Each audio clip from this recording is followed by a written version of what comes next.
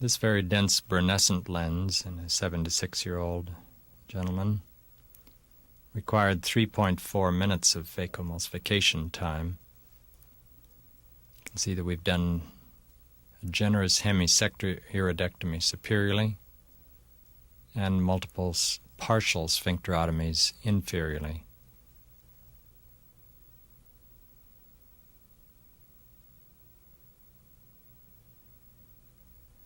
I use BSS Plus for these dense brunescent lenses that require more than average phaco time.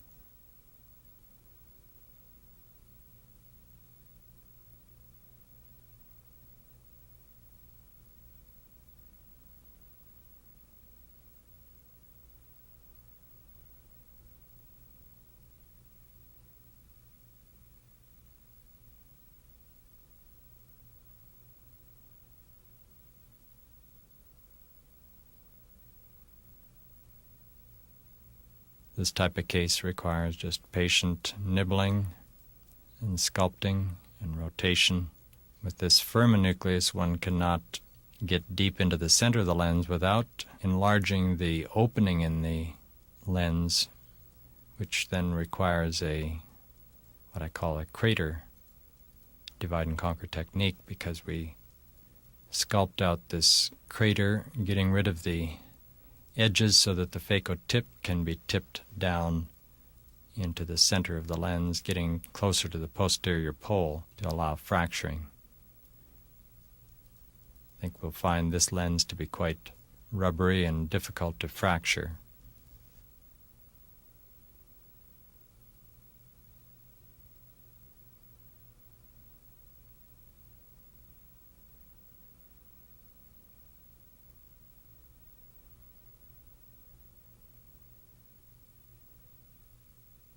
You can see cutting off the rim here, allowing the sleeve access into the depths of the lens.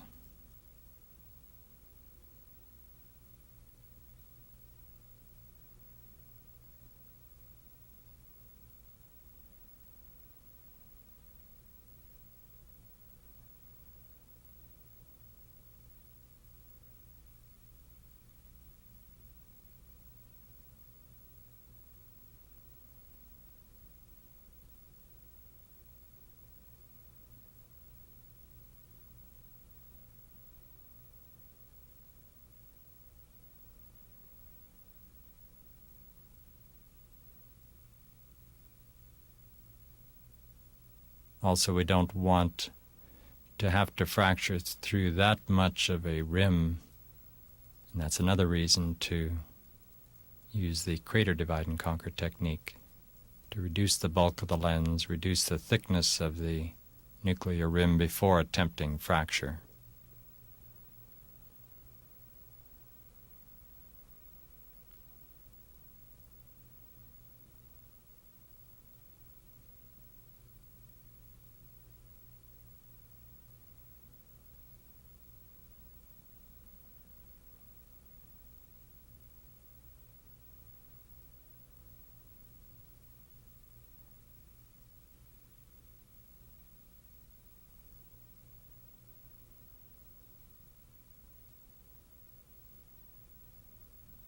The size of this pupil before we did the sphincterotomies and the hemisector iridectomy was 2 millimeters. And we saw a phaco done through a 2 millimeter pupil, but certainly one would not attempt to phacoemulsify this lens through that small pupil. And that's why the hemisector and the multiple sphincterotomies, to allow this crater divide and conquer technique and good visualization for this challenging case.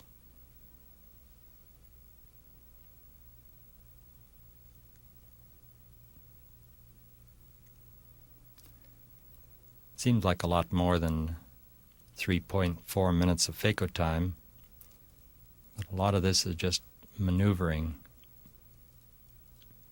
And the phaco is set at about 50 to 60% power, so that there isn't a lot of phaco turbulence as well.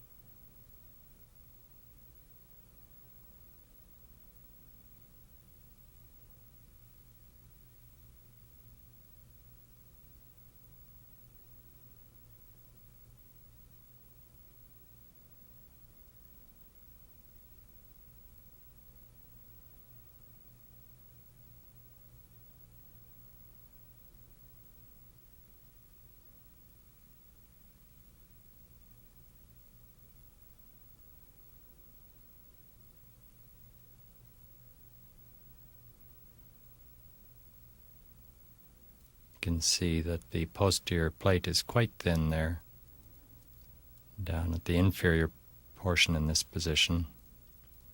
There's still some very dense material under the phaco sleeve.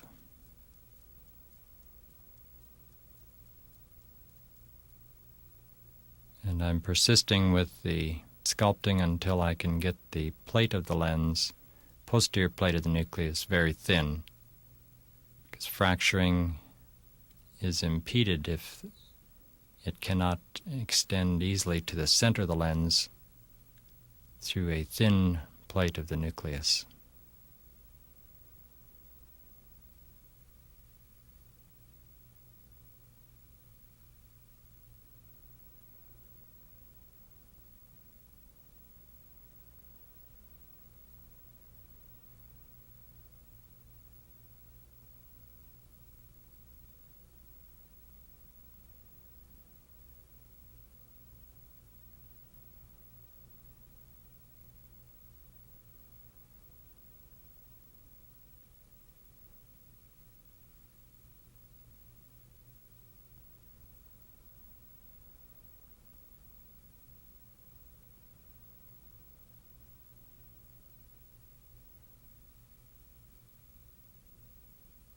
Again, now shaving here in the posterior portion of the nucleus, trying to get it as thin as possible to facilitate the fracturing, allowing it to become complete to the center of the lens.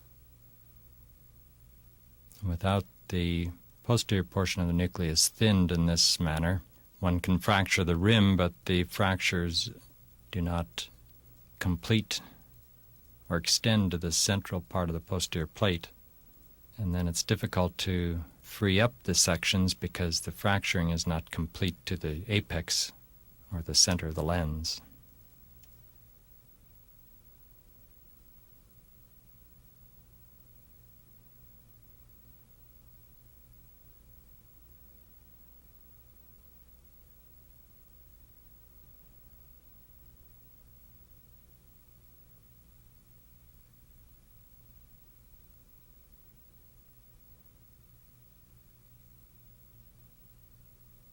With the brunescent lens, the coloration can be deceiving as well, because the color of the lens makes the pink reflex, or makes one think there is a pink reflex with just a thin portion of the nucleus remaining, but as you see this disturbed with phaco, there's still considerable thickness.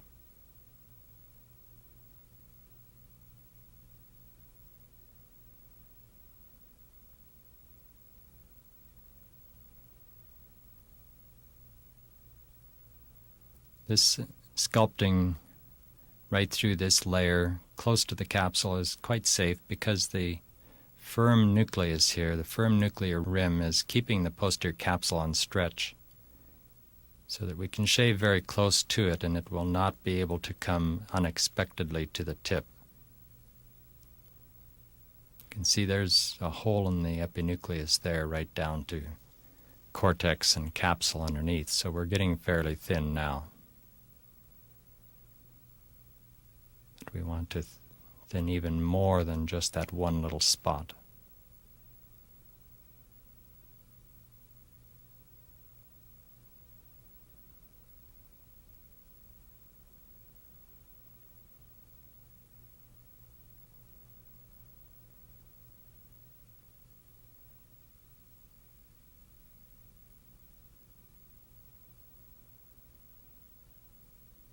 We've decided now to start the fracturing. There was an attempt, but decision to maybe rotate a little more and to get a little more vulnerable portion of the capsule. A thicker portion to impale. And this is the delicate balance here of getting rid of enough of the nucleus to make it thin enough to fracture easily, but not getting rid of so much that there is nothing left to push against with the phaco tip and the spatula to create the fracture.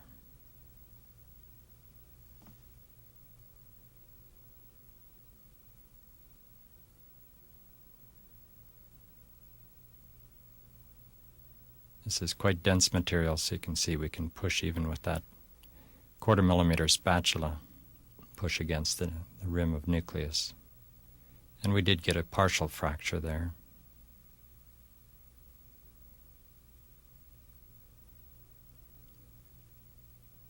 I think this is the type of case that one might try the Dodic or similar nucleus cracker instruments. I've ordered one of those instruments for these special cases. I think for the very dense and maybe for the very soft lenses, they will have some advantage. I don't feel the need of those instruments in the average, typical case that fractures very easily in my hands, but I think it bears exploring in these more unusual cases.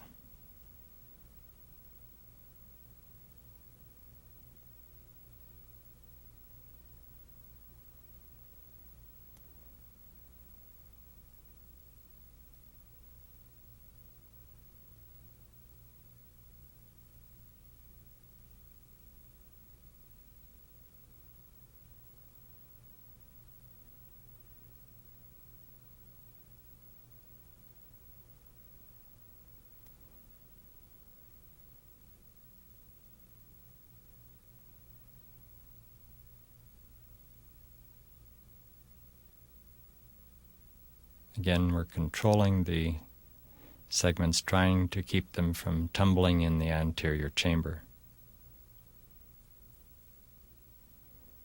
Here one can turn the aspiration flow rate up, because a higher flow rate will keep this material held against the tip during the phaco, which has to be a little bit higher power to be efficient.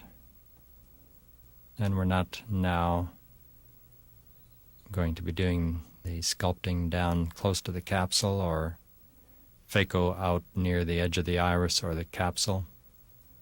So if we get a small chunk, then we can go to the memory setting with the higher flow rate to hold it against the tip during phaco.